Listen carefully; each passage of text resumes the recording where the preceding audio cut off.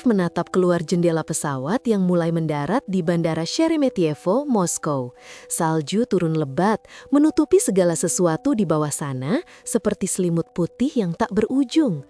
Ini adalah pertama kalinya ia melihat salju sungguhan, bukan hanya di film atau foto. Udara dingin sudah terasa meski ia masih di dalam kabin. Arif menggosok tangannya, mencoba menghangatkan tubuh yang terbiasa dengan panas tropis Indonesia. Ia berusia 32 tahun, ayah dari seorang anak laki-laki berumur 5 tahun, dan suami dari seorang istri yang setia menunggu di kampung halaman di Jawa Tengah. Keputusannya untuk menjadi tenaga kerja Indonesia atau TKI di Rusia bukanlah pilihan mudah. Hutang keluarga yang menumpuk setelah gagal panen membuatnya harus meninggalkan segalanya demi mencari nafkah di negeri asing ini. Pesawat mendarat dengan guncangan lembut dan Arif merasa jantungnya berdegup lebih kencang. Ia mengambil tas ranselnya yang berisi pakaian sederhana, beberapa foto keluarga, dan sedikit makanan ringan dari Indonesia seperti kerupuk dan sambal kemasan. Setelah melewati imigrasi, di mana petugas berwajah tegas memeriksa visa kerjanya, Arif keluar ke udara terbuka. Dingin menusuk seperti jarum, membuat napasnya keluar sebagai uap putih. Ia buru-buru mengenakan jaket tebal yang dibeli murah di pasar sebelum berangkat.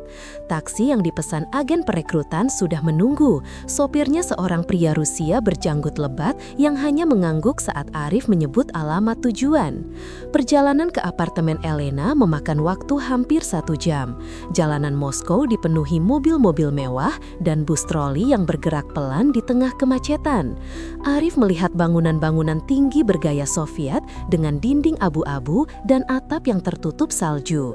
Di kejauhan, ia bisa melihat menara Ostankino yang menjulang, simbol kekuatan kota ini. Udara berbau campuran asap knalpot dan aroma roti segar dari toko-toko di pinggir jalan. Arif merasa kecil di tengah kota raksasa ini, di mana orang-orang berjalan cepat dengan mantel bulu tebal, seolah dingin bukan masalah bagi mereka. Elena adalah majikannya, seorang wanita usia 45 tahun yang tinggal sendirian di sebuah apartemen mewah di pusat kota. Agen perekrutan bilang, Elena lumpuh sejak kecelakaan ski 3 tahun lalu di pegunungan Ural. Ia butuh perawat rumah tangga yang bisa membersihkan, memasak, dan membantu mobilitasnya. Elena adalah majikannya, seorang wanita 45 tahun yang tinggal sendirian di sebuah apartemen mewah di pusat kota. Agen perekrutan bilang, Elena lumpuh sejak kecelakaan ski 3 tahun lalu di pegunungan Ural. Ia butuh perawat rumah tangga yang bisa membersihkan, memasak, dan membantu mobilitasnya. Arif dipilih karena pengalamannya merawat orang tua di desanya, meski ia bukan perawat profesional. Gaji yang ditawarkan lumayan, cukup untuk membayar hutang dan menyekolahkan anaknya. Tapi Arif tahu, hidup di Rusia akan penuh tantangan. Ia pernah mendengar cerita dari TKI lain tentang diskriminasi, cuaca ekstrim, dan kesulitan berkomunikasi karena bahasa. Sampai di apartemen, sopir taksi membantu membawa tas Arif ke lobi. Bangunan itu megah, dengan pintu masuk berlapis marmer dan penjaga keamanan yang memeriksa identitasnya. Arif naik lift ke lantai 10, di mana pintu apartemen Elena sudah terbuka sedikit. Seorang asisten rumah tangga sebelumnya, seorang wanita Ukraina, menyambutnya dan membawanya masuk. Apartemen itu luas, dengan ruang tamu berjendela besar yang menghadap ke sungai Moskow yang mulai membeku. Furnitur bergaya Eropa klasik, karpet tebal, dan lukisan-lukisan abstrak menghiasi dinding.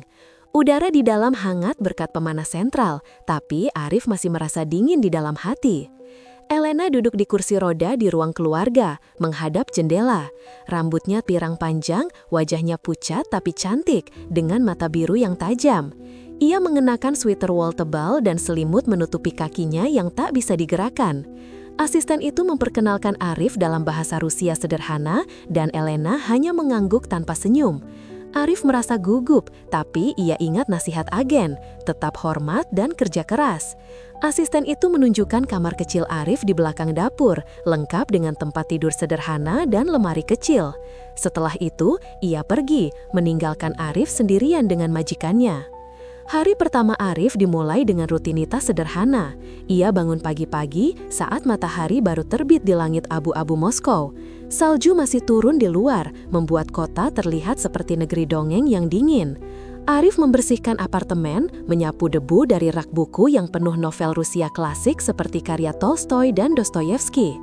Ia belajar menggunakan mesin cuci dan pengering yang canggih, berbeda dengan yang di desanya. Untuk sarapan, ia memasak oatmeal sederhana sesuai instruksi Elena yang ditulis di kertas karena ia tak bisa berbicara banyak bahasa Inggris. Elena makan sendirian di meja makan, sementara Arif makan di dapur. Ia merasa kesepian, tapi ingat tujuannya, bertahan demi keluarga. Siang hari, Arif membantu Elena berpindah dari kursi roda ke sofa. Tubuh Elena ringkih, tapi ia kuat secara mental. Ia adalah pengusaha sukses sebelum kecelakaan, memiliki perusahaan impor barang mewah dari Eropa. Sekarang, ia mengelola bisnis dari rumah melalui komputer dan telepon. Arif melihatnya bekerja berjam-jam, menelpon mitra bisnis dengan suara tegas. Kadang, ia mendengar Elena menghela napas panjang, menatap kakinya yang lumpuh dengan tatapan sedih. Arif ingin membantu lebih, tapi ia tahu batasannya sebagai pekerja rumah tangga. Sore itu, Arif keluar sebentar untuk belanja ke supermarket terdekat. Jalanan licin karena salju yang mencair dan ia hampir tergelincir beberapa kali. Di toko, ia membeli sayur-sayuran segar, daging, dan roti hitam khas Rusia. Orang-orang di sekitarnya berbicara cepat dalam bahasa Rusia, membuat Arif merasa asing. Ia menggunakan aplikasi penerjemah di ponselnya untuk bertanya harga, tapi sering salah paham. Pulang dengan tas belanja berat, angin dingin menerpa wajahnya, membuat pipinya merah. Di apartemen, ia memasak borscht, sup beetroot merah yang ia pelajari dari resep online. Elena mencicipinya dan mengangguk setuju, meski tanpa kata pujian. Malam tiba dengan cepat di musim dingin Rusia. Matahari terbenam pukul 4 sore, meninggalkan kota dalam kegelapan. Arif membantu Elena mandi, tugas yang membuatnya canggung tapi profesional. Ia mengisi bak mandi dengan air hangat, menambahkan sabun beraroma lavender. Elena duduk di kursi khusus, dan Arif membantunya membersihkan tubuh tanpa kontak berlebih. Setelah itu, ia membantunya ke tempat tidur, menyelimutinya dengan selimut tebal. Kamar Elena mewah, dengan tirai sutra dan lampu tidur yang redup. Arif kembali ke kamarnya, lelah tapi puas dengan hari pertama. Di kamar kecilnya, Arif menelpon istrinya, Siti, melalui video call. Wajah Siti muncul di layar dengan senyum lelah tapi penuh kasih. Anak mereka, Budi, melambai dari belakang, menceritakan hari sekolahnya. Arif menceritakan tentang salju, dingin, dan pekerjaannya, tapi menyembunyikan rasa kesepiannya. "Aku baik-baik saja di sini," katanya dalam hati, meski tanpa suara. Setelah panggilan berakhir, Arif berbaring di tempat tidur, menatap langit-langit. Suara angin menderu di luar jendela mengingatkannya pada angin sawah di desa. Ia memikirkan masa depan, berapa lama ia harus bertahan di sini, apakah Elena akan baik padanya. Hari-hari berikutnya berlalu dengan rutinitas yang sama. Arif belajar lebih banyak tentang kehidupan di Rusia. Ia pergi ke pasar akhir pekan, di mana penjual menjajakan matryoshka doll dan madu segar.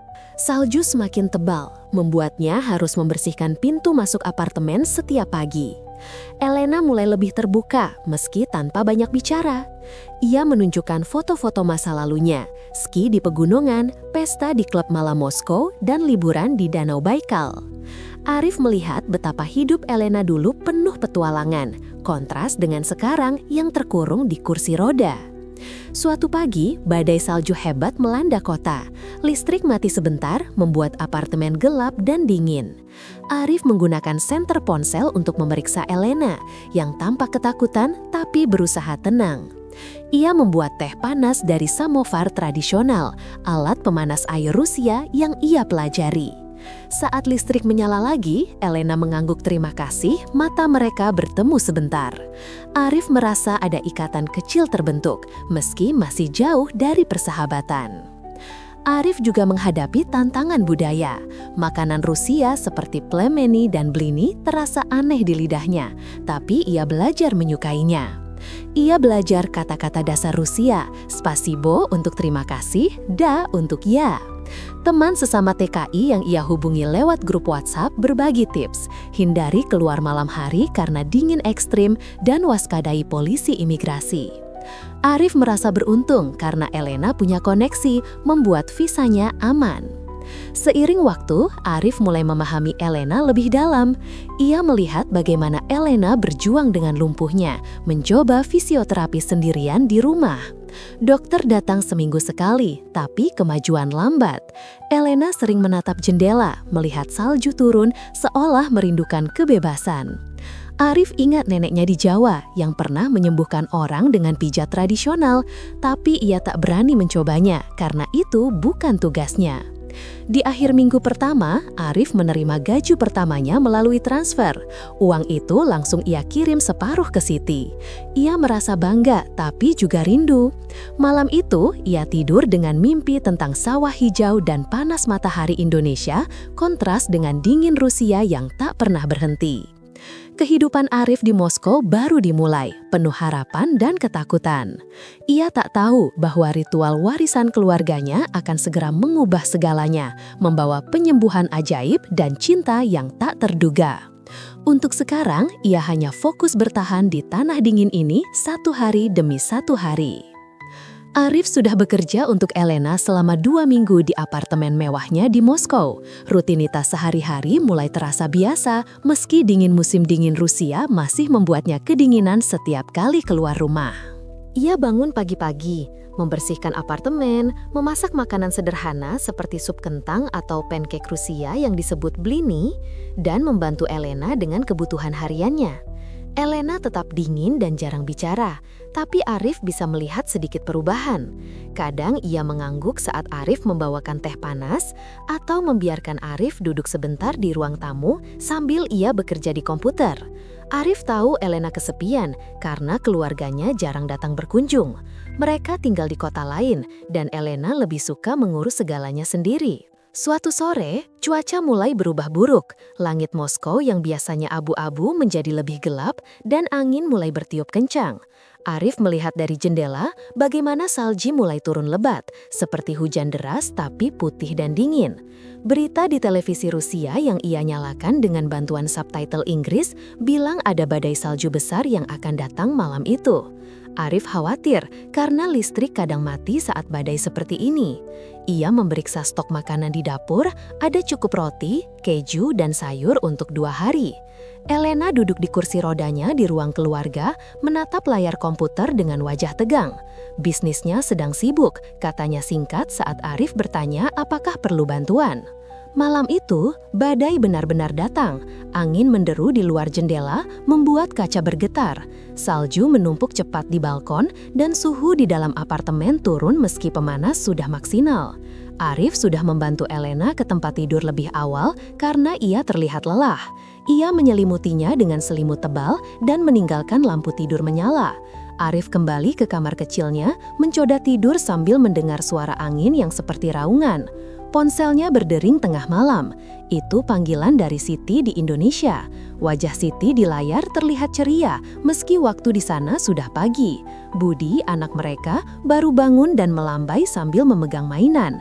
Arif menceritakan tentang badai, tapi menyembunyikan kekhawatirannya. Di sini dingin sekali, tapi aku baik-baik saja, katanya dalam hati sambil tersenyum. Setelah panggilan selesai, Arif berbaring lagi, tapi sulit tidur karena suara angin. Tiba-tiba, ia mendengar suara dari kamar Elena, sebuah erangan kesakitan yang pelan tapi jelas. Arif bangun cepat, mengenakan sweater tebal dan berjalan ke kamar Elena. Pintu terbuka sedikit dan ia melihat Elena meringkuk di tempat tidur, memegang kakinya dengan wajah pucat. Nyeri parah menyerang lagi, lebih buruk dari biasanya. Elena bilang, dokter pernah bilang ini bisa terjadi saat cuaca dingin, tapi malam ini terasa seperti siksaan. Arif membantu ia duduk, memberikan air minum, tapi nyeri tak kunjung reda. Obat penghilang sakit yang biasa diminum Elena sudah habis dan badai membuat tak mungkin keluar untuk beli. Arif merasa panik.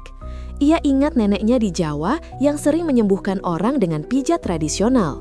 Nenek bilang itu ilmu warisan keluarga, campuran pijat, minyak herbal, dan doa sederhana. Arif pernah belajar sedikit saat kecil, tapi tak pernah mencobanya pada orang lain. Elena terlihat putus asa, keringat dingin mengalir di dahinya meski ruangan dingin. Ia memegang kakinya yang lumpuh, seolah berharap bisa bergerak. Arif ragu-ragu, tapi melihat penderitaan Elena membuatnya memutuskan. Ia bilang dalam hati, ini upaya terakhir. Arif pergi ke kamarnya, mengambil botol kecil minyak herbal yang ia bawa dari Indonesia. Minyak itu dibuat dari jahe, kunyit, dan rempah lain, warisan nenek. Ia juga ambil lilin dari dapur karena ritual butuh cahaya lembut. Kembali ke kamar Elena, ia menyalakan lilin di meja samping tempat tidur. Cahaya kuning redup menerangi ruangan bergaya Victorian dengan dinding berpanel kayu dan tirai tebal yang bergoyang karena angin di luar. Arif meminta Elena berbaring telentang dan ia mulai ritual. Pertama, ia oleskan minyak herbal ke telapak tangannya, menghangatkannya dengan menggosok. Aroma rempah Indonesia menyebar di ruangan, campur dengan bau lilin yang menyala. Arif mulai memijat kaki Elena dengan gerakan lambat dan tekanan sedang. Gerakannya seperti tarian sederhana, mulai dari telapak kaki, naik ke betis, lalu paha.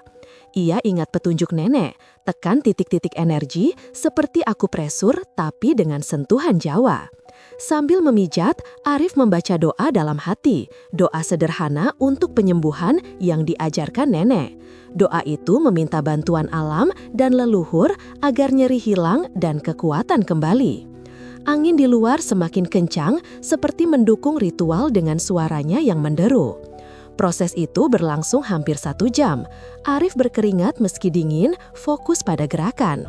Elena awalnya tegang, tapi lama-lama tubuhnya rileks. Nyeri mulai berkurang, katanya pelan. Arif teruskan, menambahkan gerakan memutar di lutut dan pinggul, tempat cedera Elena paling parah dari kecelakaan ski dulu. Ia ingat cerita Elena tentang kecelakaan itu. Ski di pegunungan Ural, jatuh dari lereng curam, dan bangun di rumah sakit dengan kaki lumpuh. Ritual selesai saat lilin hampir habis. Arif membersihkan minyak sisa, menyelimuti Elena lagi, dan mematikan lilin. Elena tertidur lelap, wajahnya lebih tenang. Arif kembali ke kamarnya, lelah tapi lega. Ia tak tahu apakah ritual itu berhasil atau hanya sugesti. Malam itu, badai terus berlanjut, tapi Arif tidur nyenyak untuk pertama kalinya. Pagi harinya, badai sudah reda, salju menumpuk tebal di luar, membuat kota Moskow terlihat seperti dunia putih. Arif bangun lebih awal, memeriksa Elena. Ia membuka tirai, membiarkan cahaya pagi masuk. Elena sudah bangun, duduk di tempat tidur dengan mata terbelalak. Ia coba gerakan kakinya, dan ajaibnya, jari kakinya bergerak sedikit. Arif terkejut, mata mereka bertemu. Elena coba lagi, dan kali ini kakinya naik turun pelan. Bukan gerakan besar, tapi cukup untuk membuatnya menangis. Arif buru-buru membantu ia berdiri, memegang tangannya. Elena berdiri goyah, tapi bisa. Ia melangkah 1 langkah kecil, lalu duduk lagi karena lelah. Tapi itu sudah keajaiban. Arif tak percaya, ritual sederhana dari neneknya berhasil. Elena langsung menelpon dokternya. Dokter datang 2 jam kemudian, melewati jalanan yang masih licin karena salju. Ia periksa Elena dengan alat medis, tes saraf, dan scan sederhana. Dokter tercengang, bilang ini kemajuan luar biasa. Mungkin fisioterapi sebelumnya mulai berefek atau ada faktor lain, tapi ia tak tahu tentang ritual. Elena ceritakan tentang pijat dari Arif, tapi tak sebut bagian mistis. Dokter sarankan tes lebih lanjut di rumah sakit, tapi untuk sekarang, Elena bisa berjalan dengan bantuan tongkat. Arif simpan rahasia gaib itu rapat-rapat. Ia tahu di Rusia, orang skeptis dengan hal seperti sihir atau doa. Kalau terungkap, bisa jadi masalah. Hari itu, Elena berubah. Ia lebih ramah, meminta Arif duduk makan bersama di meja. Ia ceritakan betapa putus asa ia selama bertahun-tahun lumpuh. Bisnisnya tetap jalan, tapi hidup terasa kosong. Arif dengarkan sambil ingat keluarganya sendiri. Ia kirim pesan ke Siti, bilang pekerjaan lancar, tapi tak cerita tentang ritual. Malam itu, Elena tidur nyenyak, dan Arif pikirkan apa yang terjadi. Ritual itu bukan hanya pijat biasa, ada kekuatan dari doa dan minyak herbal.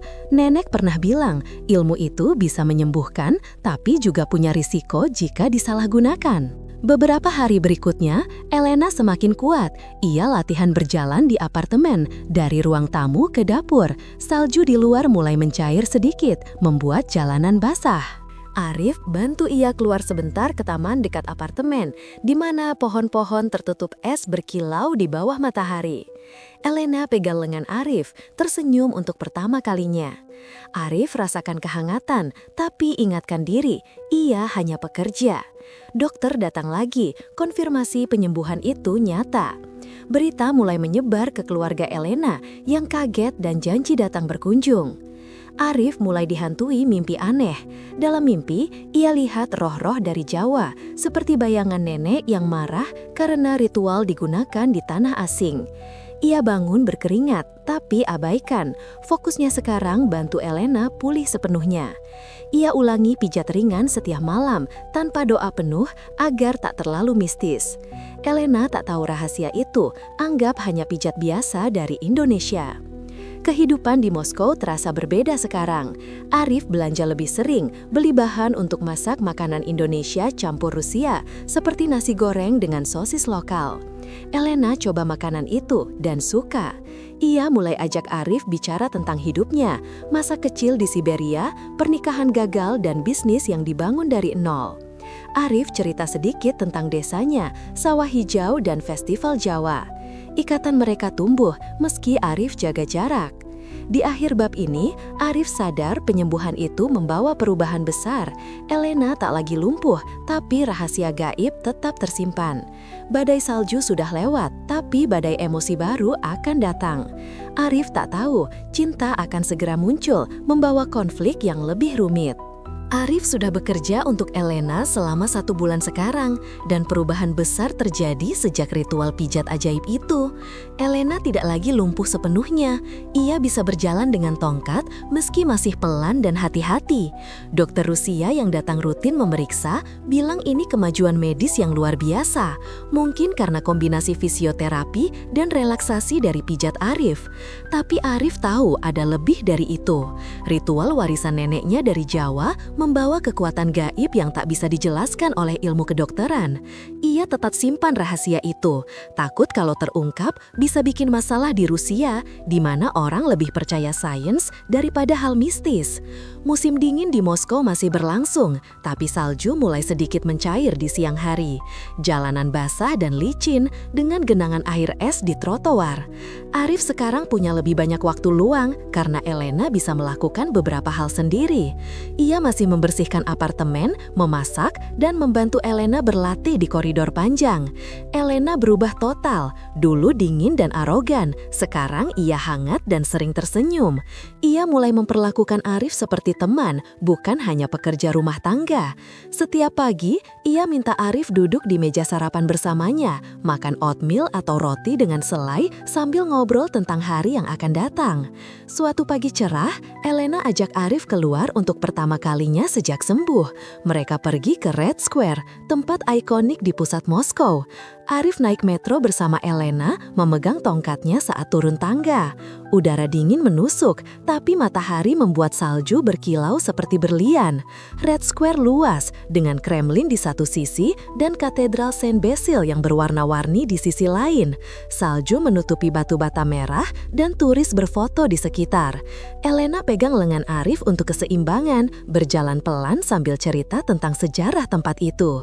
Ia bilang dulu sering datang ke sini untuk pesta tahun baru, tapi sejak lumpuh, ia tak pernah lagi. Arif dengarkan, merasa senang bisa lihat Elena bahagia. Mereka duduk di bangku, minum teh panas dari termos yang Arif bawa. Aroma teh Rusia campur kayu manis menghangatkan tubuh mereka di tengah angin dingin. Kembali ke apartemen, Elena mulai lebih terbuka tentang masa lalunya. Ia cerita tentang kehidupan sebelum kecelakaan. Lahir di Siberia yang lebih dingin lagi, Elena pindah ke Moskow untuk kuliah bisnis. Ia bangun perusahaan impor barang mewah seperti membeli perhiasan dan pakaian dari Italia. Pernikahannya gagal karena suaminya selingkuh, dan sejak itu ia hidup sendirian. Kecelakaan ski di pegunungan Ural merampas kebebasannya, membuatnya kesepian bertahun-tahun. Arif dengarkan dengan sabar sambil ingat keluarganya sendiri. Ia cerita sedikit tentang Siti dan Budi, tapi tak terlalu dalam. Elena lihat Arif sebagai pahlawan, orang yang memberi harapan baru. Mata birunya sering menatap Arif dengan penuh kekaguman saat ia memijat kakinya ringan setiap malam untuk menjaga kekuatan. Seiring hari berlalu, ikatan mereka semakin kuat. Elena ajak Arif jalan-jalan lagi, kali ini ke Taman Gorki yang tertutup salju. Taman itu besar, dengan danau beku di mana orang main ice skating. Elena duduk di bangku, menonton anak-anak bermain sambil pegal tangan Arif untuk hangat. Ia beli hot coklat dari penjual kaki lima, rasa manis campur susu yang membuat Arif ingat minuman di desanya. Elena mulai sentuh Arif lebih sering, seperti pegang bahu atau lengan saat berjalan. Arif rasakan getaran aneh, campur antara senang dan takut. Ia tahu ini bisa jadi masalah karena ia sudah punya istri. Tapi kebaikan Elena membuatnya tergoda. Di apartemen, Elena mulai masak bersama Arif, coba resep Indonesia seperti rendang yang Arif ajarkan dengan bahan lokal. Malam-malam mulai berubah. Arif sering dihantui mimpi buruk. Dalam mimpi, ia lihat roh-roh Jawa, bayangan nenek yang marah karena ritual digunakan untuk orang asing. Roh itu bilang dalam mimpi, kekuatan gaib tak boleh disalahgunakan atau akan ada konsekuensi. Arif bangun berkeringat dingin meski ruangan hangat. Ia abaikan mimpi itu, anggap hanya karena rindu rumah. Tapi mimpi datang lagi, makin sering. Suatu malam, ia mimpi Elena lumpuh lagi dan roh menyalahkan Arif. Ia mulai ragu, tapi lihat Elena yang semakin sehat membuatnya lanjutkan pijat ringan. Elena rencanakan pesta kecil untuk rayakan penyembuhannya. Ia undang keluarga dan teman bisnis ke apartemen yang sebenarnya seperti mansion kecil dengan ruang tamu luas. Arif bantu siapkan dekorasi dengan lampu Natal meski bukan musimnya dan masak hidangan campur Rusia-Indonesia. Malam pesta tiba, salju turun pelan di luar jendela besar. Musik klasik Rusia mengalun dari speaker, lagu-lagu lembut seperti karya Tchaikovsky. Tamu datang, sekitar 20 orang, dengan mantel bulu tebal yang mereka lepas di pintu masuk. Elena pakai gaun merah elegan, berjalan dengan tongkat tapi percaya diri. Ia perkenalkan Arif sebagai orang yang menyembuhkannya, membuat tamu kagum. Pesta berlangsung meriah. Tamu makan kaviar, salmon asap, dan sate ayam yang Arif buat. Elena duduk di sofa, cerita tentang pijat ajaib dari Arif. Arif berdiri di belakang, melayani minum seperti pelayan, tapi Elena tarik ia duduk di samping. Tamu tanya-tanya tentang Indonesia, dan Arif jawab sederhana. Malam semakin larut, tamu mulai pulang satu persatu. Tinggal Elena dan Arif membersihkan sisa pesta. Musik masih menyala pelan, cahaya lilin redup menerangi ruangan. Elena duduk di sofa, lelah tapi bahagia. Ia pegang tangan Arif, mata mereka bertemu lama. Di saat itu, Elena ungkap perasaannya. Ia bilang jatuh cinta pada Arif, pada kebaikan dan kesabaran yang tak pernah ia temui sebelumnya. Arif adalah pahlawan baginya, orang yang memberi kehidupan baru. Ia minta Arif nikah dengannya, janji urus visa permanen, kewarganegaraan Rusia, dan bagikan kekayaannya. Hidup mewah di Moskow, tanpa khawatir uang lagi. Arif terkejut, jantungnya berdegup kencang. Ia tergoda, bayangin hidup tanpa hutang, anaknya sekolah bagus di Rusia. Tapi ingat Siti dan Budi di Indonesia membuatnya ragu. Ia tak jawab langsung, bilang butuh waktu pikir. Elena paham, tapi mata birunya penuh harap. Setelah pesta, Arif kembali ke kamar kecilnya. Ia tak bisa tidur, pikirkan tawaran Elena. Mimpi buruk datang lagi, lebih parah. Roh Jawa marah, bilang ritual untuk penyembuhan, bukan untuk cinta terlarang. Arif bangun pagi-pagi, lihat salju turun lebat lagi. Elena bangun dengan senyum, ajak Arif minum kopi. Hari-hari berikutnya, Elena lebih perhatian. Ia beli hadiah untuk Arif, seperti jaket baru yang hangat, dan ajak jalan ke Museum Pushkin, di mana lukisan-lukisan klasik menghiasi dinding. Arif nikmati, tapi hati gelisah. Ia video call Siti lebih sering, tapi sembunyikan perasaan aneh ini. Cinta Elena berkembang cepat. Ia mulai rencanakan masa depan bersama, bicara tentang rumah baru di pinggiran Moskow atau liburan ke Laut Hitam. Arif tergoda, lihat kehidupan mewah yang ditawarkan, tapi mimpi buruk terus datang dan ia mulai rasakan efek samping ritual. Elena kadang nyeri lagi, meski ringan, membuat Arif ulangi pijat. Ia khawatir penyembuhan tak permanen. Keluarga Elena mulai tahu tentang perasaan itu, dan reaksi mereka tak bagus. Saudara Elena telepon, tanya siapa Arif sebenarnya. Arif mulai curiga, ada rahasia di masa lalu Elena. Saat membersihkan laci, ia temukan foto lama Elena dengan pria misterius, mungkin mantan suami. Tapi ia tak tanya. Cinta ini membawa kebahagiaan, tapi juga konflik dalam hati Arif. Ia tahu harus memilih segera sebelum semuanya meledak. Di akhir minggu itu, salju turun deras lagi, seperti pertanda badai yang akan datang. Kehidupan Arif semakin rumit. Cinta dari Elena hangat seperti api di musim dingin, tapi mimpi gaib dingin seperti salju. Ia tak tahu konflik besar menunggu di bab berikutnya saat keluarga dan rahasia terungkap. Arif sudah berada di Moskow selama hampir 2 bulan dan hubungannya dengan Elena semakin dalam sejak penyembuhan ajaib itu. Elena sering mengungkapkan cintanya dengan janji pernikahan dan kehidupan mewah di Rusia. Arif tergoda, tapi hati kecilnya selalu ingat Siti dan Budi di Indonesia.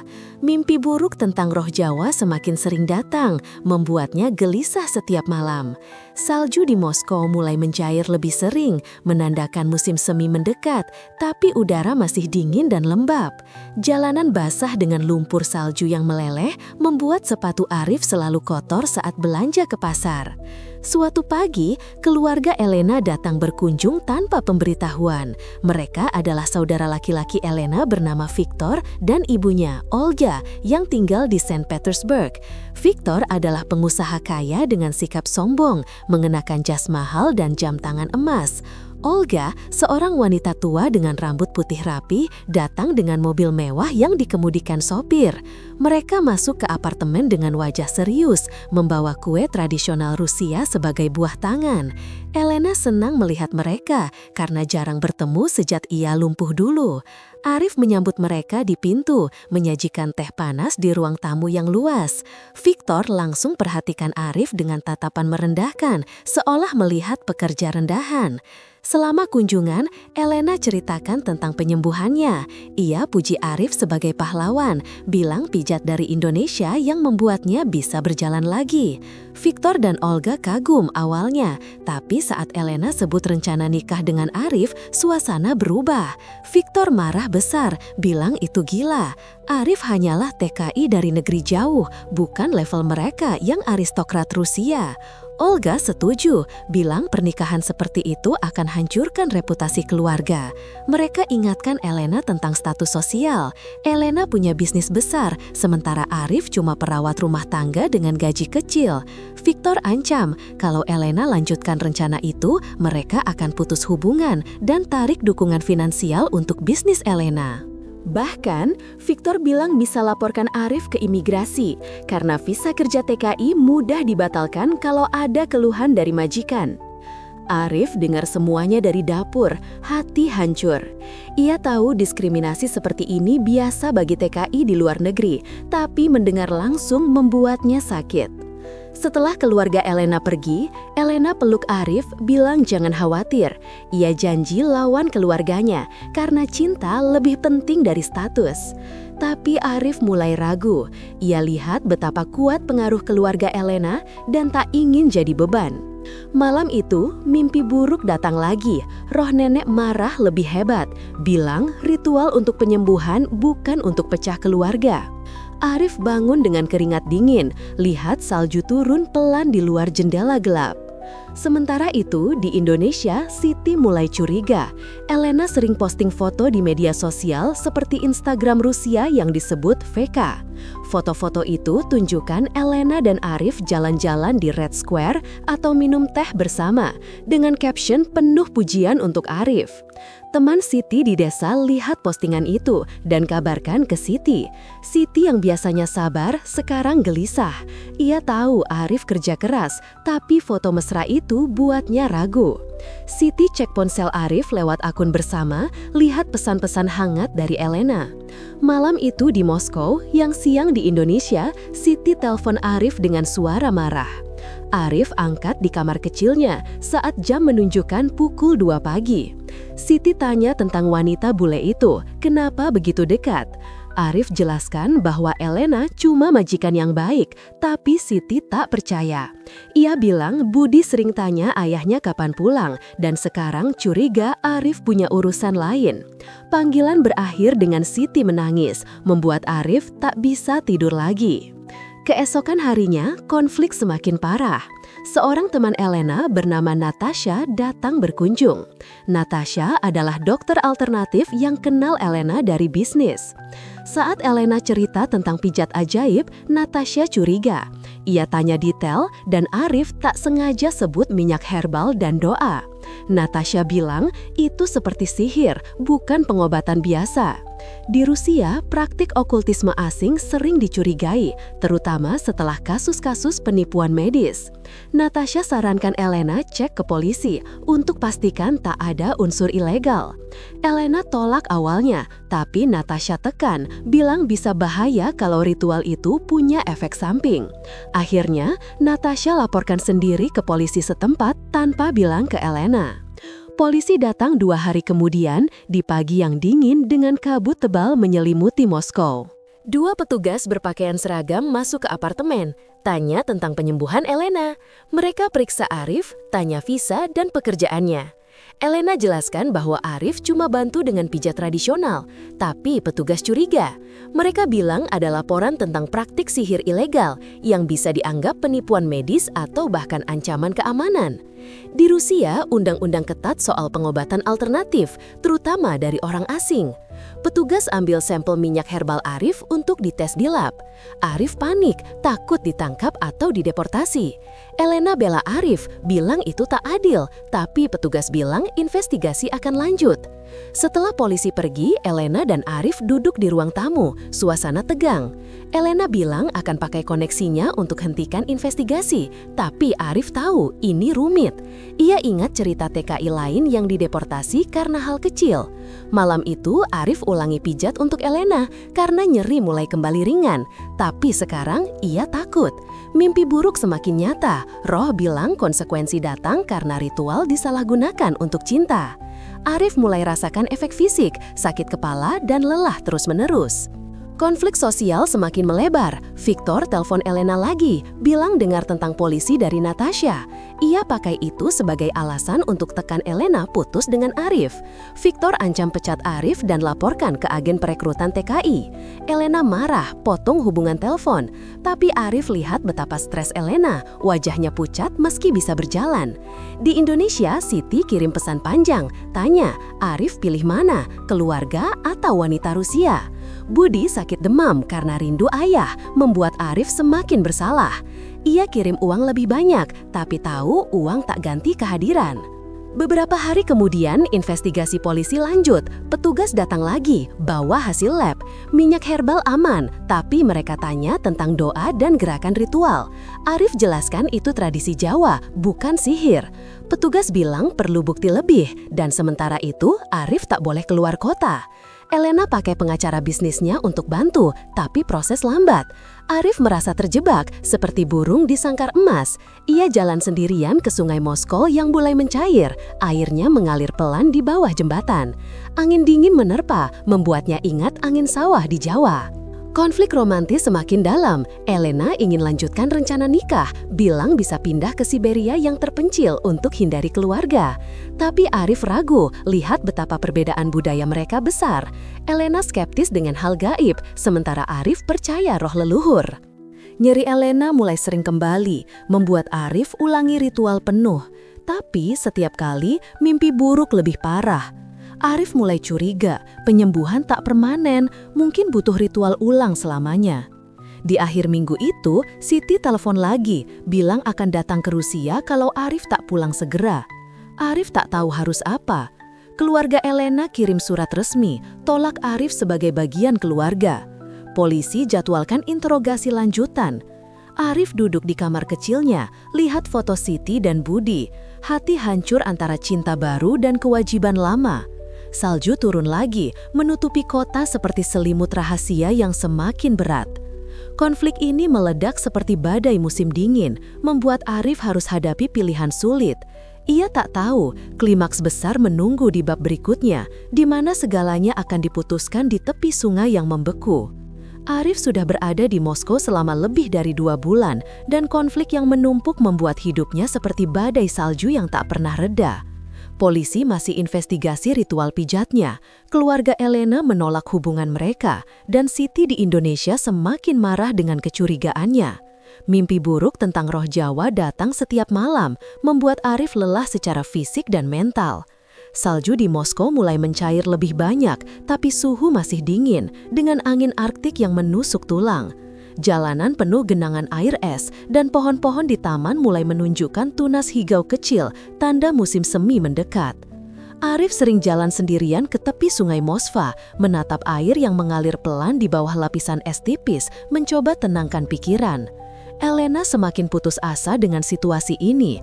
Ia tahu penyembuhannya tak sempurna karena nyeri kaki mulai datang lebih sering. Setiap malam, Arif harus ulangi pijat ringan dengan minyak herbal, tapi ia rasakan kekuatan gaib itu mulai melemah. Dokter bilang mungkin stres yang buat nyeri kembali, tapi Arif tahu sebabnya. Ritual warisan nenek butuh diulang secara rutin atau efeknya hilang.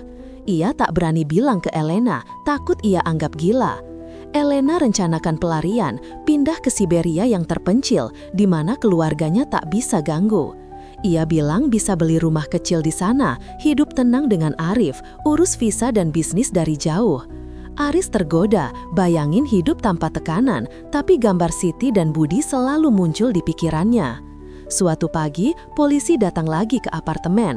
Mereka bawa surat resmi, bilang investigasi selesai, tapi Arif harus bayar denda kecil karena praktik pengobatan tanpa lisensi.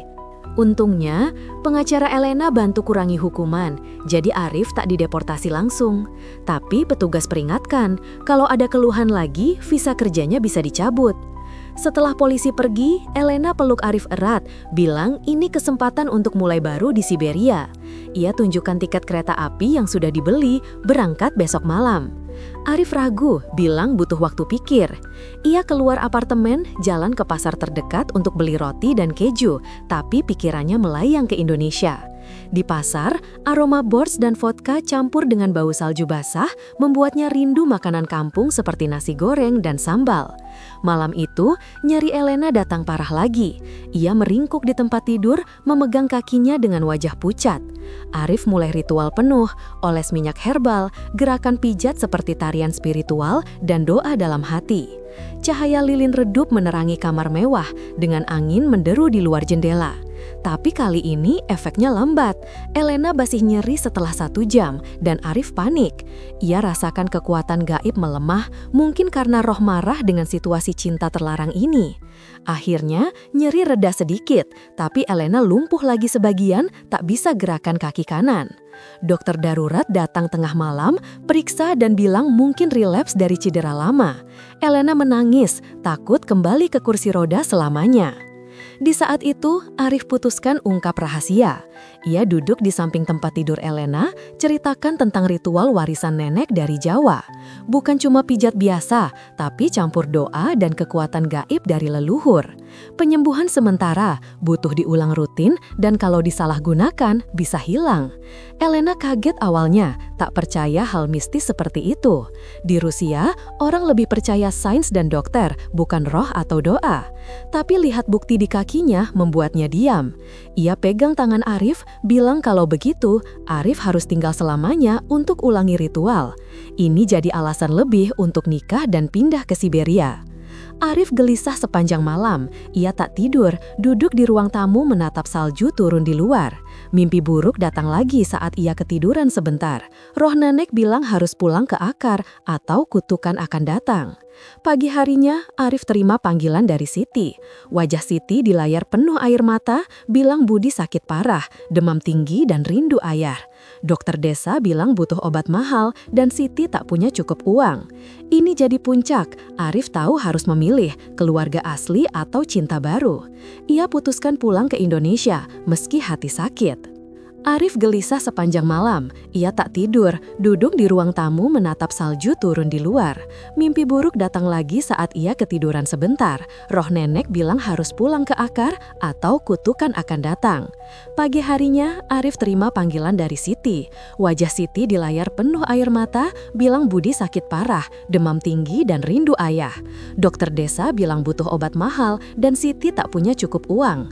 Ini jadi puncak. Arif tahu harus memilih keluarga asli atau cinta baru.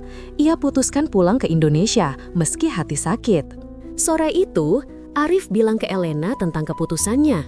Elena hancur, duduk di sofa dengan mata merah. Ia bilang cinta Arif lebih dari apapun, tapi paham kewajiban keluarga. Mereka duduk diam lama, angin dingin menerpa jendela. Elena janji beri hadiah besar, uang tunai cukup untuk bayar hutang Arif, sekolahkan Budi, dan mulai usaha kecil di desa. Ia juga beri surat rekomendasi kalau Arif mau kembali kerja di Rusia suatu hari. Arif terima kasih, tapi tolak pindah ke Siberia. Ia bilang cinta mereka indah, tapi tak bisa lanjut karena perbedaan budaya dan rahasia gaib. Konfrontasi klimaks terjadi malam itu di tepi Sungai Moskva. Arif ajak Elena jalan terakhir, meski nyeri kakinya masih ada. Mereka naik taksi ke pinggir sungai yang membeku sebagian, air mengalir gelap di bawah cahaya lampu jalan. Salju turun pelan, menutupi mantel mereka. Di sana, Arif ungkap semuanya. Mimpi buruk, roh yang marah, dan ketakutan bahwa ritual bisa bahayakan Elena kalau dipaksa ulang. Elena dengarkan, angin menderu seperti suara alam yang setuju. Ia akui masa lalunya punya rahasia gelap. Kecelakaan ski dulu bukan cuma jatuh, tapi karena depresi setelah perceraian, mungkin alam bawah sadar ingin lumpuh untuk hindari dunia. Ritual Arif seperti bangunkan semangatnya lagi. Mereka berdiri di tepi sungai, pegang tangan terakhir kali. Elena bilang akan coba fisioterapi sungguhan, tanpa bergantung ritual. Arif janji kirim minyak herbal dari Indonesia, tapi tanpa doa gaib. Mereka pisah dengan pelukan hangat, air mata membeku di pipi karena dingin. Arif kembali ke apartemen sendirian, kemas barang. Elena beri uang hadiah melalui transfer, jumlah besar yang buat Arif terkejut. Ia beli tiket pesawat pulang besok pagi. Pagi keberangkatan, salju turun lebat lagi, seperti selamat tinggal dari Rusia. Arif naik taksi ke Bandara Sheremetyevo, lihat kota Moskow untuk terakhir kali. Bangunan Soviet abu-abu, Red Square di kejauhan, dan sungai yang membeku. Di pesawat, ia duduk dekat jendela, menatap awan putih seperti salju. Perjalanan panjang, tapi hati lebih ringan. Sampai di Indonesia, panas tropis menyambutnya seperti pelukan lama. Siti dan Budi jemput di bandara. Budi lari peluk ayahnya. Siti maafkan Arif setelah ia cerita semuanya, meski tanpa detail cinta. Mereka pulang ke desa di Jawa Tengah, sawah hijau dan angin hangat kontras dengan dingin Rusia. Arif gunakan uang hadiah untuk bayar hutang, bangun rumah kecil, dan mulai usaha warung makan. Ia ajarkan Budi tentang tradisi Jawa, termasuk pijat sederhana tanpa gaib. Elena kirim pesan sesekali, bilang ia latihan fisioterapi dan bisnis lancar, meski nyeri kadang datang. Ia tak lumpuh lagi sepenuhnya, tapi belajar hidup dengan keterbatasan. Arif pelajari pelajaran besar, cinta lintas budaya indah, tapi keluarga dan akar lebih penting. Rahasia gaib tetap simpan, mimpi buruk hilang seiring waktu. Cerita Arif jadi inspirasi di desa tentang perjuangan TKI di tanah asing. Ia tak pernah kembali ke Rusia, tapi ingat salju dan Elena sebagai bagian hidup. Sementara di Moskow, salju terus turun tanpa henti, menutupi kenangan seperti selimut putih. Arif sekarang hidup tenang dengan Siti dan Budi di bawah matahari Indonesia yang hangat.